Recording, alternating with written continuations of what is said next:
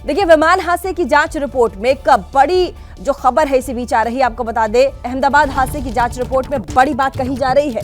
Fuel control switch को लेकर के चेतावनी नजरअंदाज की गई। FAA की एडवाइजरी को नजरअंदाज करने की बात कही गई है। साल 2018 में FAA ने एडवाइजरी जारी की थी और साथ ही ये रिपोर्ट भी सामने आई है। अनिवार्य नहीं था, इसीलिए एयर इंडिया ने जांच नहीं की। तो बड़ी खबर है ये, आपको हम बड़ी खबर दे दे। यहां पर ये कहा जा रहा है इस रिपोर्ट में कि क्या फ्यूल कंट्रोल स्विच को लेकर के चेतावनी नजरअंदाज की गई है। दिव्यांकर हमारे साथ इसी खबर पर ज्यादा जानकारी के लिए। दिव्यांकर, देखिए, कई सारी बातें हैं जिसमें यह भी है कि क्या इस फ्यूल कंट्रोल को लेकर के कोई एडवाइजरी जारी की गई थी। तो ऐसे में कई सवाल उठ रहे हैं कि जो एयरलाइन है उनकी तरफ से ये इग्नोर किया गया था इस चेतावनी को।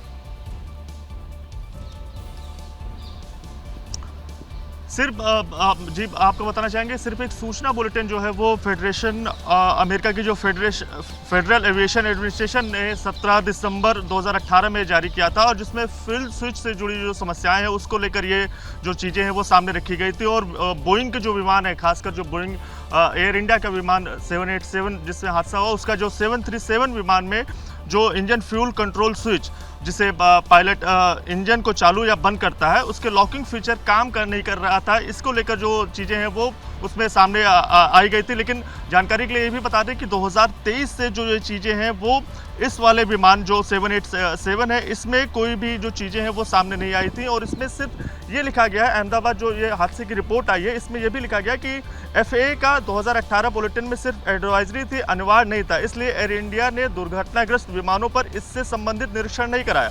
फिर आगे लिखा है कि दुर्घटनाग्रस्त विमान के फ्यूल कंट्रोल स्विच में 2013 से कोई दिक्कत नहीं रिपोर्ट हुई। आपको ये भी बता दें कि खासकर जो FAA की 2 सलाह उस समय उड़ान से पहले दी गई थी कि ज़मीन पर जांचें कि क्या स्विच बिना लॉकिंग के मूव हो रहा है, अगर हाँ तो उसे तुरंत बदलें। और इसके साथ साथ खासकर बोइंग 737 के लिए पुराने स्विच जो और उससे बेहतर लॉकिंग फीचर वाले स्विच से बदलने की सलाह जो है वो भी दी गई थी। लेकिन शिकायत जो है 737 सीरीज की थी, लेकिन क्योंकि वही स्विच बोइंग के दूसरे विमानों जैसे 787-8 में भी उपयोग होता है, इसलिए FAA ने बाकी मॉडलों के लिए चेतावनी जारी की थी। तो एक तरह से ये सारी चीज़ें समझने के लिए कि 737 के लिए जो दिक्कतें हैं जो फ्यूल कंट्रोल स्विच को लेकर, वो सारी चीज़ें सामने आई थी। जिसके बाद एक सूचना के तहत जो ये एडवाइजरी है वो ये अमेरिकी जो aviation federation aviation administration America की जो है उसकी तरफ से ये चीज़ें सामने रखी गई थी। और चूंकि 737 की सीरीज जो शिकायत है वो सिर्फ 737 बोइंग की उसमें सीरीज में ही मिल रही थी और वही स्विच बोइंग के दूसरे विमानों जैसे 787 में भी उपयोग होता था, इसलिए ये सारी चीज़ें और भी